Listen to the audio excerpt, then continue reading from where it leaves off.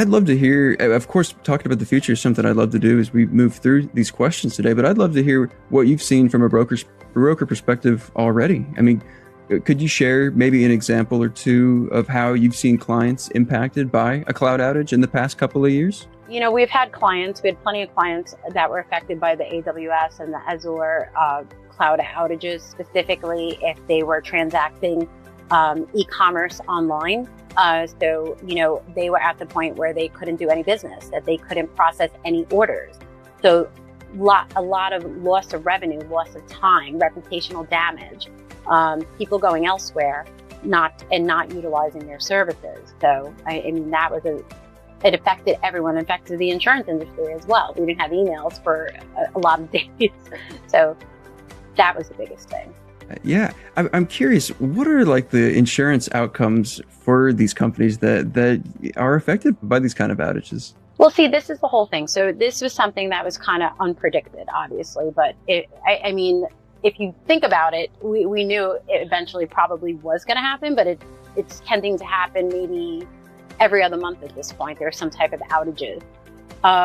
So I guess the big question was, how do we get it covered and where is it going to fit for coverage? So everybody looked at, obviously, the general liability policy first and to see if the business interruption, if it would be picked up under business interruption.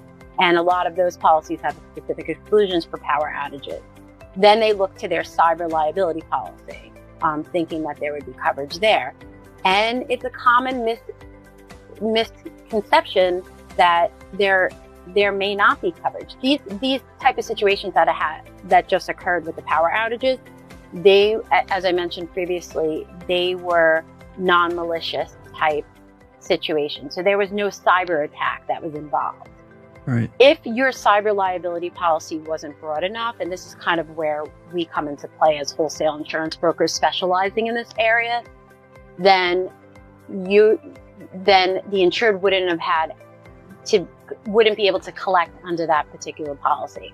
And just because it has to do with your systems, you think that a cyber liability policy is going to cover it. It's not. You have to make sure the cyber liability policy is broad enough that it actually covers system failures, non-malicious system failures. That's the key.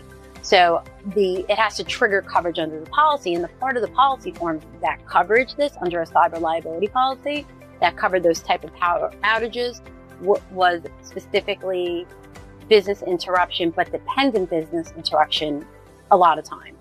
And these aren't coverages that are necessarily included in every type of cyber liability policy that's out there.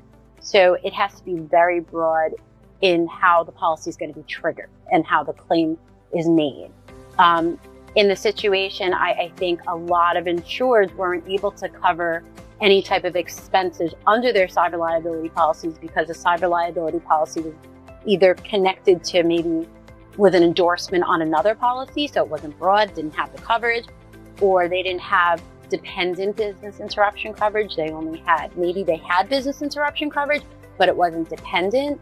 And these type of situations would have been considered third-party vendors.